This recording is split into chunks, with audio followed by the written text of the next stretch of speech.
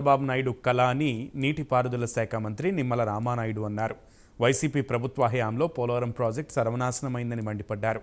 గత ప్రభుత్వం చేయడంతో డయాఫ్రమ్ వాల్ కట్టుకోలేకపోయిందన్నారు. ఇక దానివల్ల రాష్ట్ర ప్రభుత్వానికి 970 కోట్లు కొట్టుకుపోవడం వల్ల నష్టం వాటిల్లిందని అన్నారు. అధికారం చేపట్టిన వెంటనే ప్రాజెక్టును సందర్శించిన తీరు ఆయన నిబద్ధతకు నిదర్శనమని అన్నారు. సీఎం చంద్రబాబు కృషితో కేంద్ర ప్రభుత్వ సహకారంతో పోలవరం ప్రాజెక్టును పూర్తి చేసి తీరుతామని చెబుతున్న భారీ నీటిపారుదల శాఖ మంత్రి నిమ్మల రామానాయుడుతో మా ప్రతినిధి ఫేస్ టు ఫేస్. ముఖ్యమంత్రి నారా చంద్రబాబు నాయుడు 4సారి ప్రమాణ స్వీకారం చేసిన వెంటనే వచ్చిన సోమవారాన్నే పోలవరం పర్యటించారు. ఇక్కడ చూసుకుంటే పోలవరం పరిస్థితి చూసి ఆయన అయితే ఆవేదన చెందిన పరిస్థితి. ఇక్కడ మనతో పాటు నీటిపారుదల శాఖ మంత్రి ఉన్నారు నిమ్మల రామానాయుడు గారు. ఆయన అడిగి తెలుసుకునే ప్రయత్నం చేద్దాం.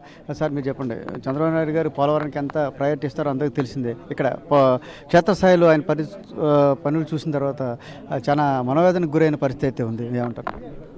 ముందు శాతం మీరు చెప్పినట్లుగా ఆయన ఈవేళ పోలవరం ఇన్స్పెక్షన్ చేస్తున్నప్పుడు కానీ రివ్యూ చేస్తున్నప్పుడు కానీ పోలవరంకి 5 సంవత్సరాల్లో జరిగిన విధ్వంసాన్ని చూసి ఆయన చాలా ఆవేదన మరి బాధ కలిగినటువంటి మాట వాస్తవం. ఎందుకంటే పోలవరాన్ని ఒక దేవాలయంగా భావించి పోలవరం ద్వారాని ఆంధ్రప్రదేశ్ రాష్ట్రాన్ని ఒక కరువు రహిత రాష్ట్రంగా మార్చేటువంటి శక్తి ఉన్న ప్రాజెక్టుగా ఆయన 2014, 2019 5 సంవత్సరాల్లో ప్రతి సోమవారం కూడా పోలవరంగా మార్చుకుని 72% ఆయన పూర్తి చేసినటువంటి పరిస్థితి మనందరికీ కూడా తెలుసు. ఇంకొక సంవత్సరం అంటే ప్రభుత్వం కంటిన్యూ ఉంటే 2020 కల్లా ఆ పోలవరం జలాలు రాష్ట్రం అంతా కూడా ప్రవహించి ఉండేవి. దురదృష్టవశాత్తు ఇవాళ రాష్ట్ర విభజన జరిగినటువంటి నేపథ్యంలో మరి వేళ ఆ కొత్తగా పనులు చేపట్టకపోవడం అటుంచి మరి చేసినటువంటి పనులు కూడా ఈరోజు విధ్వంసానికి గురవునేటువంటి పరిస్థితి దుస్థితి ఈవేళ కళ్ళారా చూస్తూ ఉన్నప్పుడు. ఎందుకంటే ఈవేళ మీ మీడియా మిత్రులు కూడా డయాఫ్రామ్ వాల్ చూసుకుంటే దెబ్బతిన్న పరిస్థితి, దాదాపుగా 970 కోట్ల రూపాయలు అయ్యే పరిస్థితి అంటూ కూడా ఆయన ఆవేదన చెందుతున్నారు. వాస్తవం ఏదైతే ఈ యొక్క ప్రాజెక్టుకి మూలమైనటువంటి డయాఫ్రమ్ వాల్ ఏదైతే ఉందో మరి అది 2 సీజన్లో చంద్రబాబు నాయుడు ఇక్కడ కష్టపడి ఆయన నిర్మాణాన్ని పూర్తి చేశారు డయాఫ్రమ్ వాల్ని.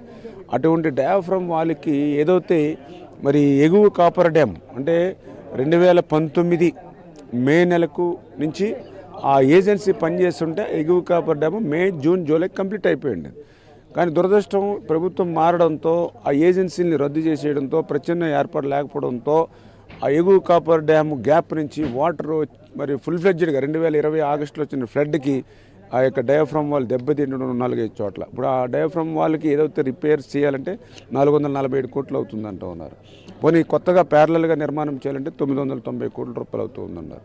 అటు ఎగువ దిగువ కాపర్ డ్యామ్ చూస్తే అక్కడ 500 కోట్లు, ఇది ఒక 250 కోట్లు, మళ్ళీ శాండ్కి కంపాక్ట్ చేయడానికి. అంటే ఇవన్నీ కూడా ఈ ఖర్చు అంతా కూడా ఎవరి వల్ల అవుతుంది? అదనపు ఖర్చు అంతా జగన్మోహన్ రెడ్డి అతని నిర్వాహకం వల్ల. అంచేత అటువంటి ప్రజాధనాన్ని ఈ రకంగా మరి విధ్వంసం చేశాడో అటువంటి వ్యక్తికి ప్రజాస్వామ్యంలో ఉండేటి హక్కు లేదు.